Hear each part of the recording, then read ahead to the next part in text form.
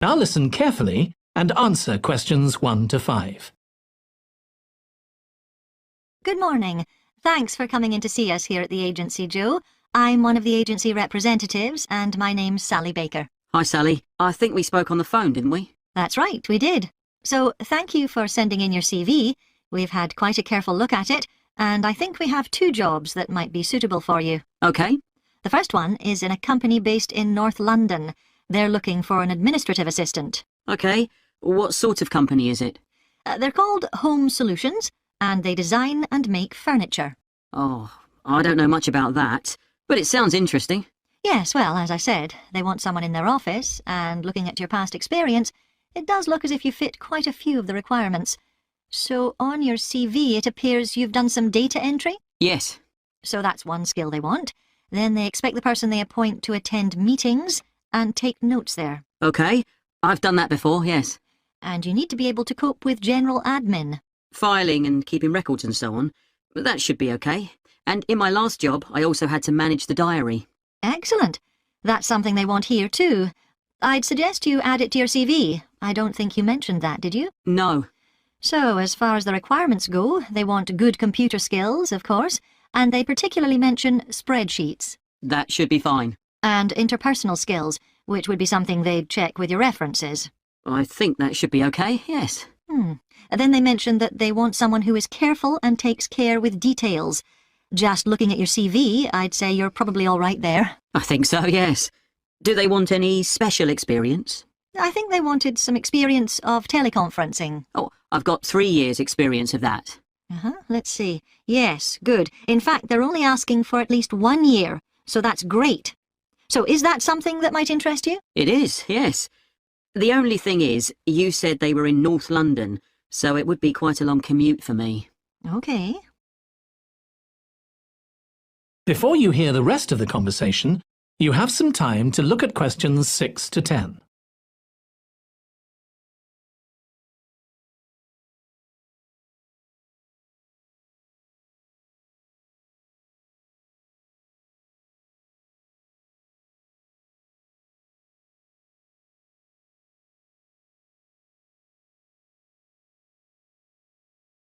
Now listen and answer questions 6 to 10. So the second position might suit you better as far as the location goes. That's for a warehouse assistant, and that's in South London. Yes, that would be a lot closer. And you've worked in a warehouse before, haven't you? Yes. So as far as the responsibilities for this position go, they want someone who could manage the stock, obviously, and also deliveries. That should be okay. You've got to keep track of stuff, but I've always been quite good with numbers. Good. That's their first requirement. And they want someone who's computer literate, which we know you are. Sure. Then they mention organisational skills. They want someone who's well organised. Yes, I think I am. And tidy? Yes, they go together really, don't they? Sure. Then the usual stuff. They want someone who can communicate well, both orally and in writing. Okay. And for the last warehouse job I had, one of the things I enjoyed most was being part of a team. I found that was really essential for the job. Excellent. Yes, they do mention that they want someone who's used to that, yes. Now, when you were working in a warehouse last time, what sorts of items were you dealing with? It was mostly bathroom and kitchen equipment, sinks and stoves and fridges. So you're okay moving heavy things? Sure. I'm quite strong, and I've had the training. Good. Now, as far as experience goes, they mention they want someone with a licence and that you have experience of driving in London, so you can cope with the traffic and so on. Yes, no problem. And you've got experience of warehouse work. And the final thing they mention is customer service. I think, looking at your CV, you're okay there. Right. So, what about pay? Can you tell me a bit more about that, please? That is the end of part 1. You now have 1 minute to check your answers to part 1. Cambridge-18 Listening Test 1.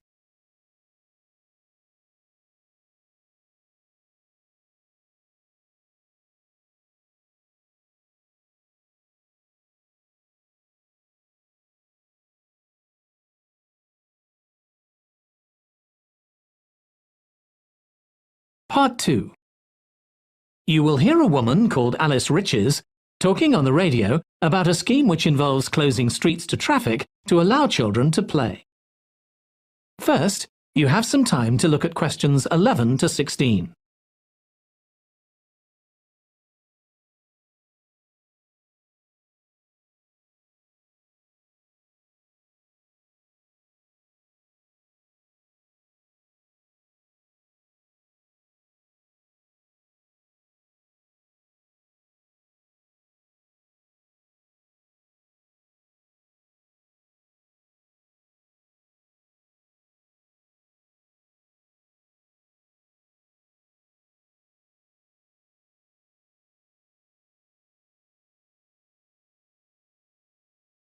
Now listen carefully and answer questions 11 to 16. My guest on the show today is Alice Riches, who started the Street Play scheme where she lives in Beechwood Road. For those of you that don't already know, Street Play involves local residents closing off their street for a few hours so that children have a chance to play in the street safely. She started it in her own street, Beechwood Road, and the idea caught on. And there are now street play schemes all over the city. So when did you actually start the scheme, Alice? Well, I first had the idea when my oldest child was still a toddler. So that's about 6 years ago now. But it took at least 2 years of campaigning before we were actually able to make it happen. So the scheme's been up and running for 3 years now. We'd love to be able to close our road for longer, for the whole weekend, from Saturday morning until Sunday evening, for example. At the moment, it's just once a week. But when we started, it was only once a month, but we're working on it. So what actually happens when Beechwood Road is closed? We have volunteer wardens, mostly parents, but some elderly residents too, who block off our road at either end. The council have provided special signs, but there's always a volunteer there to explain what's happening to any motorists. Generally, they're fine about it. We've only had to get the police involved once or twice. Now, I should explain that the road isn't completely closed to cars, but only residents' cars are allowed. If people really need to get in or out of Beechwood Road, it's not a problem as long as they drive at under 20 kilometres per hour. But most people just decide not to use their cars during this time, or they park in another street. The wardens are only there to stop through traffic. So can anyone apply to get involved in street play? Absolutely. We want to include all kids in the city, especially those who live on busy roads. It's here that demand is greatest. Obviously, there isn't such demand in wealthier areas where the children have access to parks or large gardens, or in the suburbs where there are usually more places for children to play outside. I'd recommend that anyone listening who likes the idea should just give it a go. We've been surprised by the positive reaction of residents all over the city, and that's not just parents. There are always a few who complain, but they're a tiny minority. On the whole, everyone is very supportive and say they're very happy to see children out on the street, even if it does get quite noisy. Before you hear the rest of the conversation, you have some time to look at questions 17 to 20.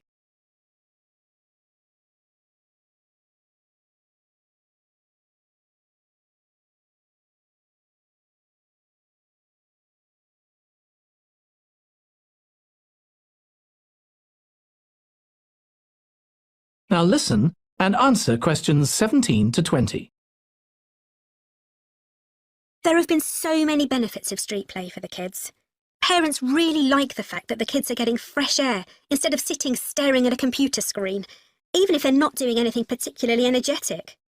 And of course, it's great that kids can play with their friends outside without being supervised by their parents. But for me, the biggest advantage is that kids develop confidence in themselves to be outside without their parents. The other really fantastic thing is that children get to know the adults in the street.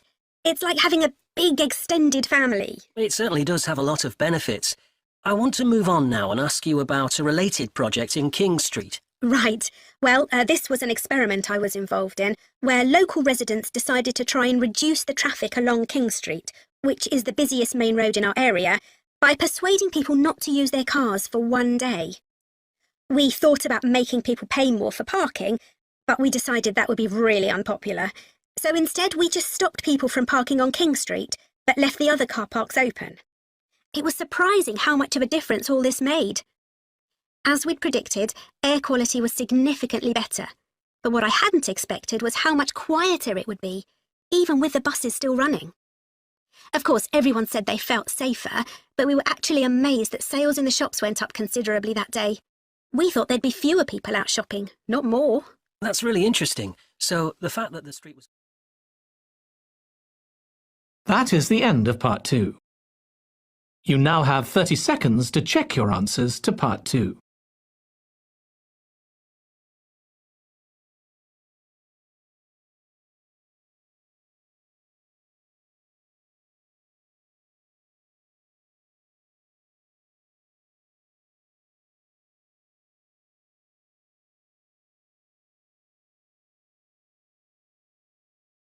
Cambridge-18 Listening Test 1.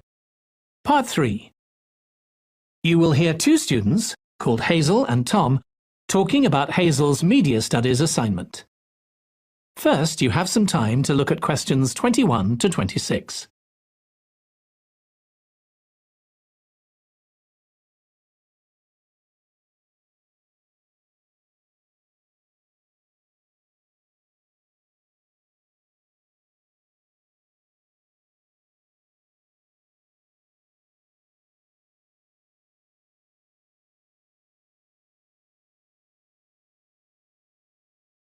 Now listen carefully and answer questions 21 to 26. Tom, could I ask you for some advice, please? Yes, of course. If you think I can help. What's it about? It's my first media studies assignment, and I'm not sure how to go about it. You must have done it last year. Is that the one comparing the coverage of a particular story in a range of newspapers? That's right. Oh, yes. I really enjoyed writing it. So, what sort of things do I need to compare? Well, there are several things. For example, there's the question of which page of the newspaper the item appears on. You mean because there's a big difference between having it on the front page and the bottom of page 10, for instance? Exactly. And that shows how important the editor thinks the story is. Then there's the size. How many column inches the story is given. How many columns it spreads over. And I suppose that includes the headline. It certainly does. It's all part of attracting the reader's attention. What about graphics? Whether there's anything visual in addition to the text? Yes, you need to consider those too, because they can have a big effect on the reader's understanding of the story. Sometimes a bigger effect than the text itself. Then you'll need to look at how the item is put together. What structure is it given? Bear in mind that not many people read beyond the first paragraph. So what has the journalist put at the beginning? And if, say, there are conflicting opinions about something, does one appear near the end where people probably won't read it? And newspapers sometimes give wrong or misleading information, don't they? Either deliberately or by accident. Should I be looking at that too? Yes, if you can. Compare what's in different versions. And as far as possible, try and work out what's true and what isn't. And that relates to a very important point. What's the writer's purpose? Or at least the most important one, if they have several. It may seem to be to inform the public, but often it's that they want to create fear or controversy, or to make somebody look ridiculous. Gosh, I see what you mean. And I suppose the writer may make assumptions about the reader. That's right, about their knowledge of the subject, their attitudes, and their level of education, which means writing so that the readers understand without feeling patronised. All of that will make a difference to how the story is presented. Before you hear the rest of the discussion, you have some time to look at questions 27 to 30.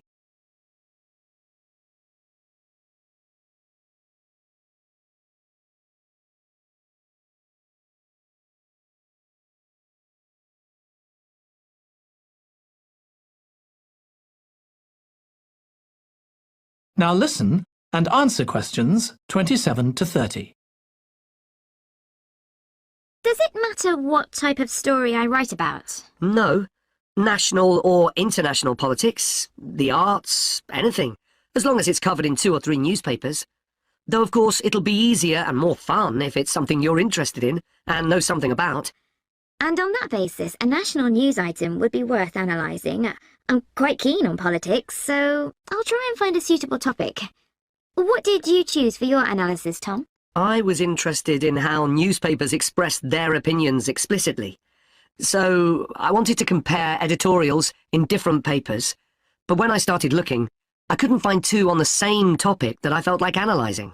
In that case, I won't even bother to look. So in the end, I chose a human interest story, a terribly emotional story about a young girl who was very ill, and lots of other people, mostly strangers, raised money so she could go abroad for treatment.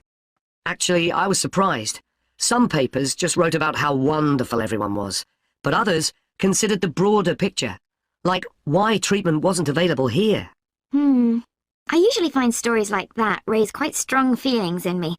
I'll avoid that. Perhaps I'll choose an arts topic, like different reviews of a film or something about funding for the arts. I'll think about that. Yes, that might be interesting. Okay, well, thanks a lot for your help, Tom. It's been really useful. You're welcome. Good luck with the assignment, Hazel. That is the end of Part 3. You now have 30 seconds to check your answers to Part 3.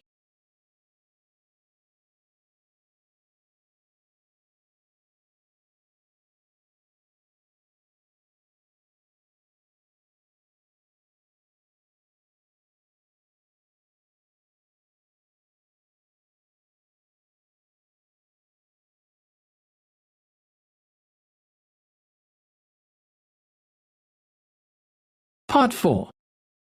You will hear part of a lecture on the early history of keeping clean. First, you have some time to look at questions 31 to 40.